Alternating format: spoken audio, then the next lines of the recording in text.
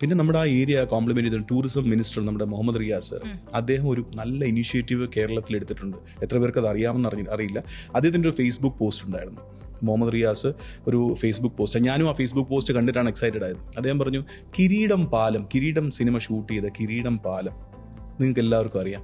ആ കിരീടം പാലം ബേസ് ചെയ്ത് അതൊരു ടൂറിസം കേന്ദ്രമാക്കിയാൽ എങ്ങനെ ഇരിക്കും, നിങ്ങൾക്ക് വീണ്ടും അത് കാണാൻ ആഗ്രഹമില്ലേ എന്ന് പറഞ്ഞാൽ അദ്ദേഹം ജസ്റ്റ് ഒരു ഫേസ്ബുക്ക് പോസ്റ്റ് ഇട്ടു.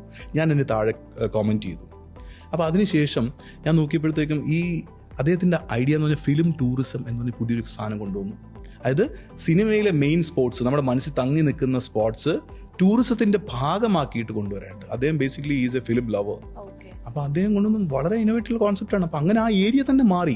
ഇപ്പോൾ കിരീടം പാലത്തിൽ more than 1000 people are coming daily. മാത്രമല്ല ഷൂട്ടിങ്ങിൻ്റെ ഏരിയ ആയി. അവിടെ ഇപ്പോൾ പഴയൊരു ട്രഡീഷണൽ വീടുണ്ട്, അവിടെയും ഷൂട്ടിങ്ങാണ്. ഞങ്ങളുടെ പ്രോപ്പർട്ടിയുടെ അടുത്തുള്ള ഷൂട്ടിങ്ങാണ്.